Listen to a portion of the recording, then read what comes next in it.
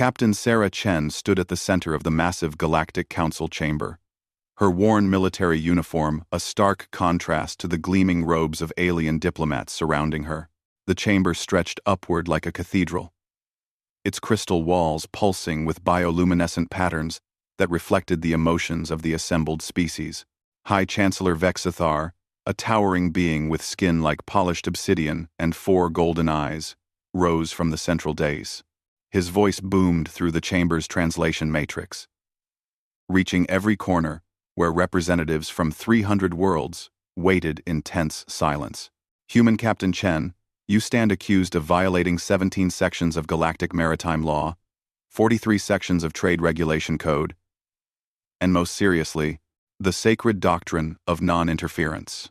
Your species has been operating in restricted space, establishing colonies without proper authorization, and worst of all, defending primitive worlds from lawful conquest. Captain Chen's jaw tightened. Behind her stood the other human representatives, their faces grim but resolute. Earth's first contact with the Galactic Council had occurred only 5 years ago, when human explorers stumbled upon a Zephyrian merchant vessel under attack by pirates. Instead of following proper protocol and reporting to authorities, the humans had immediately engaged the pirates, saving the merchants. That single act of heroism had branded humanity as dangerous rogues in the eyes of galactic law. Furthermore, Chancellor Vexthar continued, his lower 2 eyes narrowing, your species refuses to acknowledge the authority of this council. You claim sovereignty over systems you have never registered. Protect species that have not requested protection. And worst of all, you fight when you should negotiate. Murmurs rippled through the chamber. The crystalline hive delegates chimed their disapproval, while the gaseous nebula folk swirled in agitated patterns. Only a few species remained silent, watching the human captain with what might have been curiosity rather than contempt. Ambassador Krelin of the Aquatic Union leaned forward, her gill slits fluttering. Captain Chen, your species' actions have destabilized 3 sectors. The mining rights to the Kepler system, the trading monopoly in the Vega corridor, and the harvest permits for the Tau Ceti worlds have all been disrupted by human interference. Surely you understand that law exists to maintain order? Captain Chen had remained silent through the long list of accusations, her dark eyes never leaving the Chancellor's face. Now, as the chamber fell quiet, waiting for her response, she took a single step forward.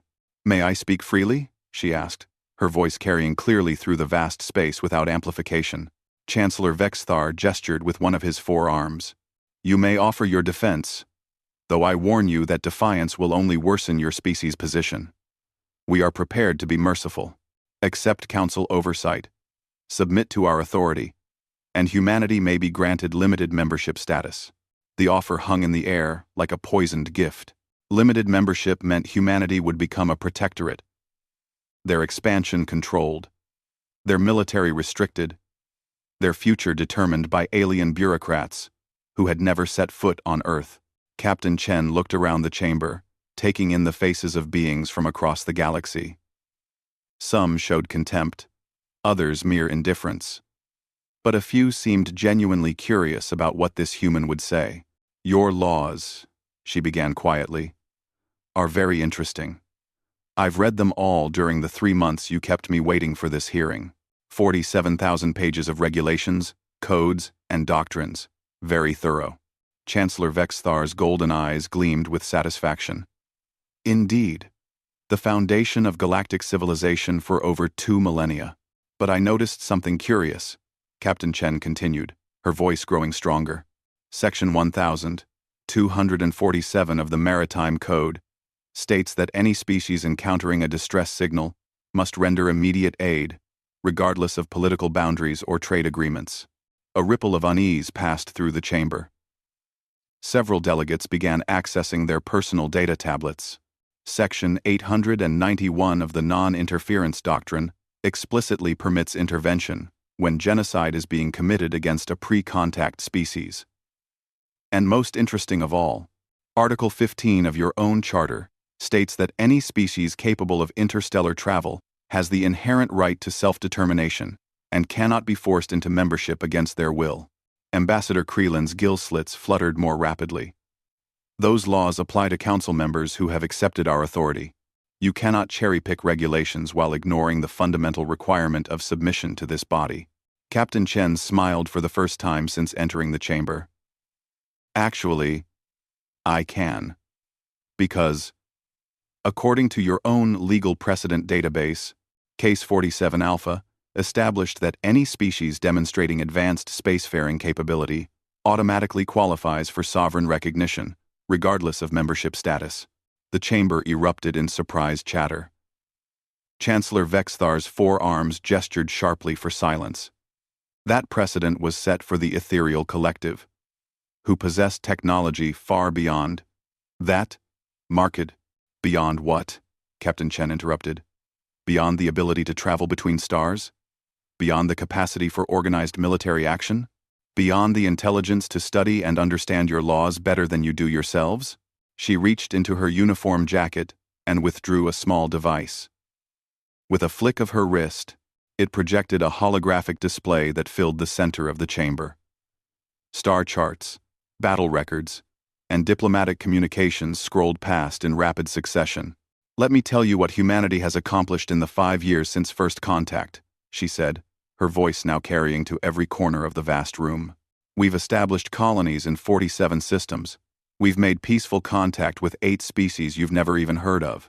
We've stopped 3 different wars, prevented 2 genocides, and established the most efficient trade network in the Outer Rim. The hologram shifted, showing images of human settlements, bustling spaceports, and mixed-species crews working side by side. But more importantly, Captain Chen continued, we've done all of this without asking anyone's permission. Not because we're lawless, but because we understand something your council seems to have forgotten. The chamber had fallen completely silent. Even the background hum of the translation matrix seemed muted as Captain Chen stood in the center of the holographic display, surrounded by images of human achievement. What you've forgotten, she said, her voice steady and clear, is that laws exist to serve people, not the other way around. Every regulation you've cited, every code you've written, was created to protect life, ensure fairness, and maintain peace. But somewhere along the way, you started serving the law instead of the other way around. Chancellor Vexthar's forearms trembled with anger. You dare lecture this council on the purpose of law? We have maintained order across the galaxy. For 2,000 years. Yes, you've mentioned that. Captain Chen's interruption was gentle, but firm. And in those 2,000 years, how many species have gone extinct while you debated regulations? How many genocides proceeded while you filed paperwork? How many cries for help went unanswered because the proper forms weren't submitted in triplicate? She gestured to the hologram, which now showed a peaceful planet covered in blue oceans and green continents. 3 months ago, the Draknari Empire declared war on the people of New Haven, a pre-contact species, barely past their industrial age. According to your laws, they had no right to council protection because they hadn't applied for membership. The Dragnari had mining rights to that system, legally purchased and properly documented. The image shifted, showing massive warships descending toward the planet's surface. By your laws, this was perfectly legal. A lawful conquest of a rightfully owned system. The fact that 12 billion sentient beings lived there was merely an inconvenience to be dealt with according to proper procedure. Ambassador Creelan shifted uncomfortably in her moisture suit. The council was reviewing the situation. Proper channels take time.